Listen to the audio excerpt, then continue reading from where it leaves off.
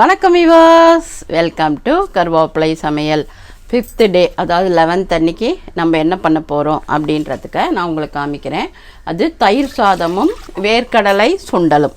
இப்போது ஈவினிங்கில் உங்களுக்கு எதுவுமே இப்போல்லாம் பண்ண முடியல, காத்தால் பண்ணிட்டு ஏதாவது வரவாளுக்கு போடல அப்படின்னா நீங்கள் உடச்ச கடலையை அரைச்சி சர்க்கரை கொஞ்சம் ஏலக்காய் போட்டு பேப்பரில் மடித்து எங்கள் அம்மா அப்படி தான் வச்சுருப்பா. யாராவது வந்துட்டா இல்லைன்னா டக் டக்குன்னு அதை பொட்டலம் பண்ணி கொடுத்து அழகாக வெத்தலை பாக்கில் வச்சு கொடுத்துருவா. குழந்தையில அவெல்லாம் வந்தால் உடம்புக்கும் ரொம்ப நல்லது. உடச்ச கடலையை நல்லா பொடி பண்ணிவிடுவா, சர்க்கரை ஏலக்காய் போட்டு கலந்து அப்படியே கொடுத்துருவா. நாட்டு சர்க்கரையோ ஏதோ ஒன்று அந்த மாதிரி. நீங்கள் சர்க்கரை கூட கலந்துக்கலாம், உங்கள் இஷ்டம். ஆக்சுவலாக நவராத்திரியே எதுக்கு நம்ம எல்லோரும் ஒரு கெட் டுகெதர், எப்போ பாரு நம்ம வேலைன்னு இருக்கோம், எல்லாம் ஒருத்தரை பார்த்துக்க எல்லோரும் ஒரு சந்தோஷம். இந்த கிளைமேட்டுக்கு வேண்டிய எல்லா சுண்டலும் சாப்பிட்லாம், அதுக்காக தான் ஏற்படுத்தியிருக்கான்னு நான் நினைக்கிறேன். நீங்கள் என்ன நினைக்கிறீங்கன்னு கமெண்ட்டில் கொடுங்க. ஆக்சுவலாக நான் வரிசையாக 2nd டேலேருந்து போட்டுருக்கேன் இல்லையா, தொடர்ந்து 9th டே வரைக்கும் போட்டுடுறேன். நீங்கள் என்ன பண்ணணுன்னா பார்க்குறதோடு நிற்காமல் உங்கள் ஃப்ரெண்ட்ஸ் ரிலேட்டிவ்க்கு ஷேர் பண்ணணும், சரிங்களா? இப்போது நான் பால் ஊற்றிருக்கேன். பாலில் ஒரு 1.5 டம்ளர் அரிசியை ஊற வச்சு ஒரு 1/2 hour களைஞ்சி எடுத்துட்டு அதை பாலில் போட போகிறேன். ஆக்சுவலாக தயிர் சாத்துக்கு இந்த மாதிரி பாலில் வேக வச்சு பாருங்கள், ரொம்ப சூப்பராக இருக்கும். டேஸ்ட்டு ரொம்ப நல்லாயிருக்கும், அப்படியே க்ரீமியாக இருக்கும். ஆக்சுவலாக நான் எப்போ போனேன், துவாதசி அன்னைக்கு பசுமாடு தானம் கொடுக்கலான்னு போனேன். அப்போ தயிர் சாதம் தான் பண்ணின்னு போனேன். அப்புறம் அவெல்லாம் உட்காந்தபோது அந்த தயிர் சாதம் ஃபுல்லாக போட்டு காலி பண்ணிட்டு வந்துட்டேன். ஆக்சுவலாக எதுக்கு சொல்ல வரேன்னா, தயிர் சாதம் எல்லாருமே ரொம்ப விரும்பி சாப்பிடுவாள். அந்த மாதிரி பாலில் வேக வச்சு கொடுத்தீங்கன்னா சூப்பராக இருக்கும். நான் உங்களுக்கு அந்த எந்த கோவிலில் நான் மாடு தானம் கொடுத்தேன் அது இது எல்லாம் நான் உங்களுக்கு ஒரு கிளிப்பிங் மாதிரி போடுறேன் நான், பாருங்கள். ஆக்சுவலாக சொல்லுவாள், உசுரோடு இருக்கும்போதே நம்ம தானம் கொடுத்தோன்னா ரொம்ப விசேஷன்வா. அதுவும் இந்த டைம்லலாம் நீங்கள் இந்த நவராத்திரி டைம்லலாம் கோபூஜை நிறைய இடத்துல பண்ணுவாள். அந்த கோபூஜை நீங்கள் பண்ணாலும் உங்கள் குழந்தைகளுக்கு உங்களுக்கு உங்கள் குடும்பத்துக்கு ரொம்ப நல்லது. கோவிலெல்லாம் கூட பண்ணுவா, இல்லை மடத்தில் பண்ணுவா. அதை நீங்கள் தெரிஞ்சுட்டு இந்த நவராத்திரியில் ஏன் அப்படி கோபூஜை விசேஷம் அப்படின்னிங்கன்னா, உங்களுக்கு அத்தனை தேவதைகளும் அதில் இருக்கா இல்லையா, 33 தேவதைகளும் அங்கே, 32 33 எனக்கு ஞாபகம் இல்லை. அத்தனை பேரும் அங்கே இருக்கிறதுனால ஒரு பசுமாட்டுக்கு நம்ம பூஜை பண்ணால் அவள் அத்தனை பேருக்கும் பண்ண மாதிரி, தேவதாக்கு பண்ண மாதிரி நம்மளுக்கு ஒரு பலன் கிடைக்கும். அதனால பூஜை கண்டிப்பாக பண்ணுங்கள். எங்கே பண்ணுறான்னு பார்த்துட்டு வெடிக்காத்தால் பண்ணுவாள், 6லேருந்து 7 7:30க்குள்ளே அதை பண்ணிக்கோங்க, ரொம்ப நல்லது. எனக்கு தெரிஞ்சதை நான் உங்களோட பகிர்ந்துக்கிறேன். இப்போ நம்ம பாலில் அரிசியை போட்டுட்டோம். இது நல்லா குழைய வேகணுன்றதுனால ஒரு 3 சவுண்டு வேக வச்சுருவோம், சரிங்களா? அப்புறம் நான் இன்றைக்கி என்ன பண்ண போகிறேன், தயிர் சாதம் 5ஆம் நாள் 11ஆம் தேதி வருதுன்னு நினைக்கிறேன். ஸோ இந்த தயிர் சாதத்துக்கு என்னென்னலாம் ரெடி பண்ணி வச்சுக்கணுன்னா, பச்சை மிளகாய், இஞ்சி, கருவேப்பிலை, கொத்தமல்லி போகிறோம். இதை ரெடி பண்ணிட்டா போகிறோம். கொஞ்சம் பெருங்காயம், தயிர் மாத்திரம் கடைசியில் கொஞ்சமாக 2 ஸ்பூன் ஊற்றி வைக்கணும். அதுவே கரெக்டாக பரப்பூரி சூப்பராக இருக்கும். எப்போவுமே தயிர் சாதம்னா பாலை ஊற்றி நல்லா பிசைஞ்சிட்டு கடைசியில் ஒரு 1/2 கரண்டி தயிர் ஊற்றினா போகிறோம். கொஞ்சம் நேரத்துலேயே அது சூப்பரான தயிர் சாதமாக ஆகிடும். அந்த ட்ரை பண்ணி பாருங்கள். இதுதான் பச்சை வேர்க்கடலை. இதை நான் நல்லா ஊற வச்சுடுங்க. எப்போவுமே இந்த மாதிரி பருப்பு ஐட்டம்ஸ்லாம் ஊற வச்சிடணும். நல்லா ஒரு 6 மணி நேரம் 8 மணி நேரம் ஊறணும்.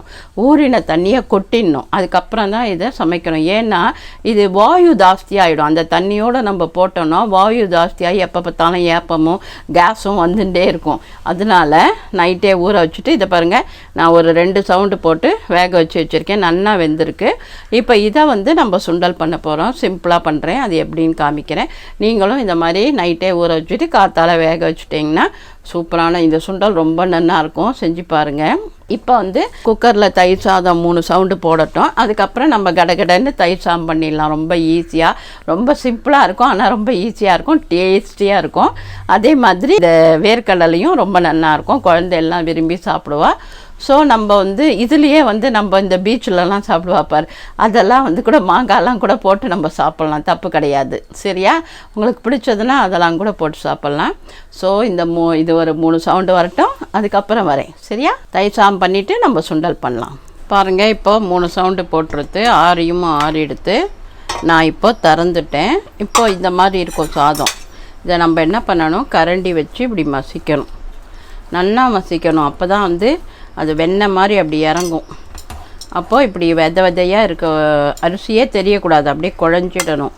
ஸோ அப்போ என்ன பண்ணணும், இந்த சூட்லேயே தான் நம்ம இந்த கரண்டி வச்சு மசிக்கணும். சரியா? இது மசிக்க சும்மா சாதம் எப்படி இருக்கும் தெரியுமா? நீங்கள் வந்து அதெல்லாம் நான் சொன்னால் தெரியாது, நீங்கள் சாப்பிட்டு பார்த்துட்டு தான் சொல்லுவீங்க அவ்வளோ சூப்பராக இருக்கே அப்படின்னு. அவ்வளோ சூப்பராக இருக்கும், டேஸ்டெல்லாம் சும்மா ரம்மியமாக இருக்கும். இதுக்கு தேவையான உப்பை கொஞ்சம் போட்டுறேன். சரியா? பிசையும் போதே அது நல்லா மிக்ஸ் ஆகும், அதனால் உப்பையும் போட்டுடலாம். நல்லா அப்படி மசித்து அதை பிசையும் போது சும்மா அல்வா கணக்கில் வரும். இந்த சூட்டில் நம்ம என்ன பண்ணணும், கொஞ்சமாக இதை பாருங்கள் வெண்ணெய், சும்மா ரொம்ப, ஏன்னா நல்ல பசும்பாலில் போட்டிங்கன்னா வெண்ணெயே போட வேண்டாம், அதுலேயே அந்த வெண்ணெய் இருக்கும் காய்ச்சின பாலில். நம்ம வெண்ணெய் போடும்போது அது அந்த ஒரு வாசனையும் அந்த டேஸ்ட்டும் ரொம்ப நல்லாயிருக்கும். இந்த பிசையும் போதே கொஞ்சமாக பச்சை மிளகாய், கொஞ்சமாக இஞ்சி வந்து பச்சையாக போட்டுடணும். சரியா? அதுக்கப்புறம் எண்ணெயில் வதக்கி போடணும். மசிக்கும் போதே கொஞ்சம் பச்சை மிளகாய், கொஞ்சம் இஞ்சி பச்சையாக எண்ணெயில் வதக்காமல் நல்லா மசிச்சிடுங்க. சும்மா சூப்பராக எம்மியாக, அதாவது எப்படி சொல்கிறது, அரிசியில் பண்ணோமா அப்படின்னு யாருக்கும் தெரியக்கூடாது, அப்படி மசிக்கணும். சரியா? இந்த மாதிரி மசிக்கணும். மசிச்சதில் இப்போ என்ன பண்ணணும், திருப்பியும் பாலை ஊற்றணும். இன்னும் கொஞ்சம் பால் கூட இருக்குது, எடுத்துன்னு வரேன். அந்த பாலுக்கும் அதுக்கும் சும்மா சூப்பராக இருக்கும். பண்ண தான் உங்களுக்கு அந்த ப்ரொசீஜர், அந்த ஸ்டெப் பை ஸ்டெப் தெரியணுன்றதுக்கு தான் நான் இதை பொறுமையாக பண்ணுறேன். கொஞ்சம் பால் விட்டு பிசைஞ்சிருக்கேன், அப்புறம் இன்னும் கொஞ்சம் பால் விட்டு பிசைவேன், அப்புறம் தயிர். இப்போயே சாப்பிட்றதா இருந்தால் கொஞ்சம் தயிர் நிறையா போடலாம். நீங்கள் நான் இப்போயே சாப்பிட்றதுனால தயிர் நல்ல ஒரு 2 கரண்டி தயிர் ஊற்றிடுறேன். நான் இப்போயே வந்து சாப்பிட்ருவாங்கன்றதுனால கொஞ்சம் லைட்டாக புளிக்கட்டும் அப்படின்னு தயிர் ஊற்றிருக்கேன். இந்த தயிர் ஊற்றி இன்னும் கொஞ்சம் பிசையணும். இந்த பிசையத்துக்கெல்லாம் கொஞ்சம் டைம் ஆகும், ஏன்னா அது வந்து க்ரீமியாக வரணும். உங்களுக்கு தயிர் சாதம் வந்து க்ரீமியாக வரணும்னா கொஞ்சம் பொறுமையாக தான் கடைப்பிடிக்கணும் நீங்கள். இப்போது இன்னும் கொஞ்சம் பால் ஊற்றிடுவோம், அதுக்கப்புறம் தாளித்து கொட்டிடுவோம். இப்போ இன்னும் கொஞ்சம் பால் ஊற்றிட்டோமா, பால் ஊற்றிட்டு இதை அப்படியே நல்லா அப்படியே க்ரீமி ஸ்ட்ரக்சர் வரும், அந்த மாதிரி பிசையணும். பாருங்கள், இப்போயே உங்களுக்கு தெரிஞ்சிருக்கும் அந்த ஸ்டேஜ் வந்துடுதுன்னு. உப்பு போட்டோம், லைட்டாக கொஞ்சம் பச்சை மிளகாய் போட்டிருக்கோம். இப்போ வந்து என்ன பண்ணணும், இது அப்படியே ஒரு இடத்துல வச்சுடுவோம். இப்போ தாளித்து கொட்டுவோம். அதுக்கப்புறம் பாருங்கள் எப்படி இருக்குன்னு. கொத்தமல்லி கூட நீங்கள் நறுக்கி போடலாம் உங்களுக்கு பிடிச்சதுன்னா. சரியா? இப்போது நம்ம இந்த பக்கம் வச்சுட்டு இந்த பக்கம் வச்சுட்டோமா, இப்போ நம்ம என்ன பண்ண போகிறோம், பாண்டி வச்சுட்டு தாளித்து கொட்டணும். பாண்டி வச்சுட்டோம். இதுக்கு வந்து எண்ணெய் வந்து நீங்கள் தேங்காய் எண்ணெய் போடலாம், இல்லைன்னா கடலை எண்ணெய் போடலாம்.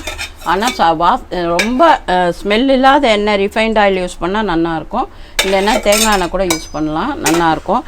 நான் கொஞ்சமாக தான் எண்ணெய் வச்சுருக்கேன், போகிறோம். அது காஞ்ச உடனே கடுகு, இங்கே பாருங்கள், பச்சை மிளகாய் இதில் கொஞ்சம் போட்டுக்கிறேன், இஞ்சி கொஞ்சம் போட்டுக்கிறேன், கருவேப்பிலை கொஞ்சம் போட்டுக்கிறேன். ஏன்னா ஏற்கனவே கொஞ்சம் பச்சை மிளகாய் இஞ்சி போட்டதுனால சும்மா கொஞ்சமாக ஒரு 1/2 ஸ்பூன் எல்லாமே, இஞ்சி வந்து ஒரு 1/4 ஸ்பூன் போட்டுட்டு கருவேப்பிலை போட்டு கடுகு வெடிச்சிட்டு இதில் தாளித்து கொட்டினா நம்மளோட சூப்பரான தயிர் சாதம் ரெடி. எண்ணெய் காயட்டும். இப்போ கடுகு போட்டுருவோம். எண்ணெய் காஞ்ச உடனே நம்ம கடுகு கொஞ்சம் நிறையாவே போட்டுடலாம்.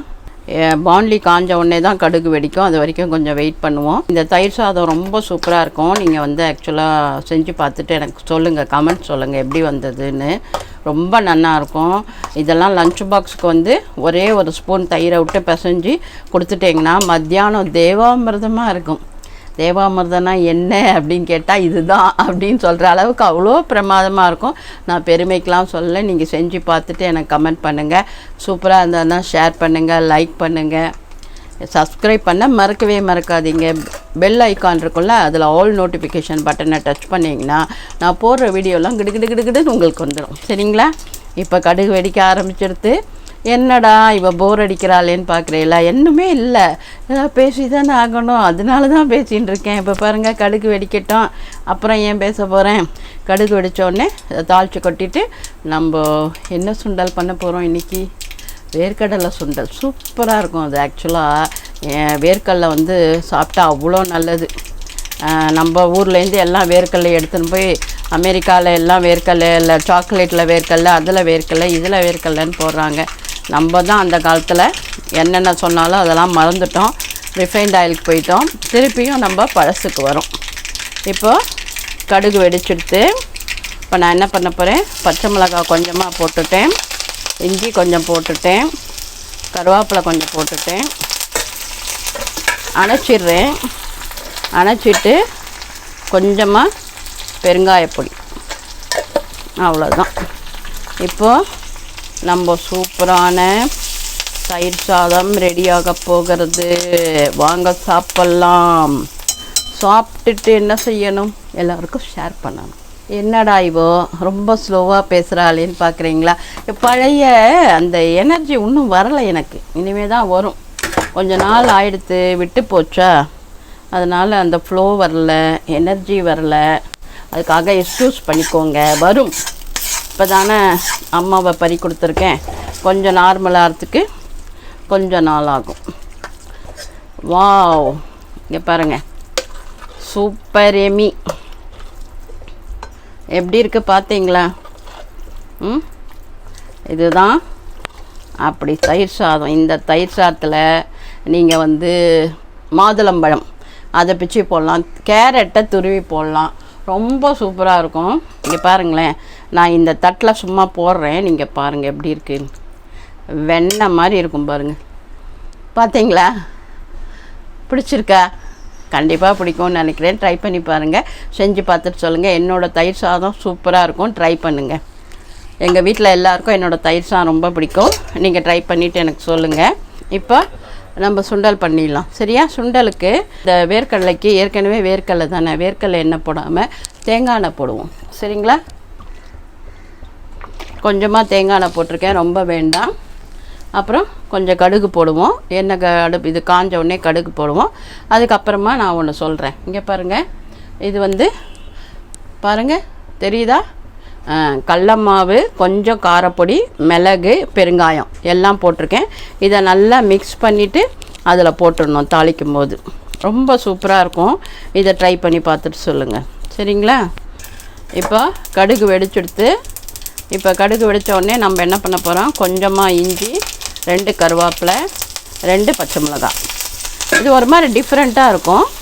இதில் வந்து நம்ம வேர்க்கடலையை போட்டுற போகிறோம். பாருங்கள், இப்போ வேர்க்கடலையை போட்டுறோம். வேக வச்ச வேர்க்கடலை நைட்டு நான் ஊற வச்சுட்டு காத்தால் இதில் போட்டிருக்கேன். அதனால் இந்த வேர்க்கடலை வந்து நல்லா வேகும், 3 சவுண்டு போட்டால் போகிறோம், நல்லா வெந்துடும். அதுக்கப்புறம் இதை என்ன பண்ணணும், கொஞ்சமாக இந்த பொடியை போட்டு கிளறிடணும். அவ்வளோதான், சூப்பரான நம்மளோட வேர்க்கடலை சுண்டல் ரெடி. வாங்க சாப்பிட்லாம். சாப்பிடுவோமா? கண்டிப்பாக சாப்பிட்ணுன்னு தோணும் உங்களுக்கு. எனக்கு நீங்கள் சொல்கிறது காதில் விழுந்துருது. கண்டிப்பாக வாங்க, ஒரு நாள் நம்ம எல்லோரும் ஒரு நாள் மீட் பண்ணுவோம் கண்டிப்பாக எங்கேயாவது. எல்லோரும் ஃபோன் நம்பர் கேட்குறீங்க, நான் எத்தனை பேருக்குன்னு ஃபோன் நம்பர் கொடுக்க முடியும் சொல்லுங்கள்? பப்ளிக்கில் கொடுத்தா எல்லாருக்கும் அது இதாகும். எனக்கும் அவ்வளோ டைம் கிடையாது பேசுகிறதுக்கு. எனக்கும் எல்லாரோடையும் பேசணும், ஃப்ரெண்டாக இருக்கணும்னு ஆசைலாம் இருக்க தான் செய்யுது. ஆனால் டைம் பற்ற மாட்டேன்றது, என்ன பண்ணுறது? பாருங்கள், நம்ம ஒரு சுண்டல் சூப்பராக ரெடியாக எடுத்து உங்களுக்கு காமிக்கிறேன். சாப்பிட வாங்க. சாப்பிட வரீங்களா? Okay, thank you. இப்போ நம்ம என்ன பண்ணியிருக்கோம், ஜாம்நாள் பிரசாதமான தயிர் சாதமும் வேர்க்கடலை சுண்டலும் பண்ணிட்டோம். நீங்கள் இதை செஞ்சு பார்த்துட்டு சுவாமிக்கு பிரசாதமாக நைவேத்தியம் பண்ணிவிட்டு சாப்பிடுங்க, ரொம்ப நல்லாயிருக்கும். வர வாழ்க்கை எல்லாருக்கும் வெத்தலை கொடுங்க.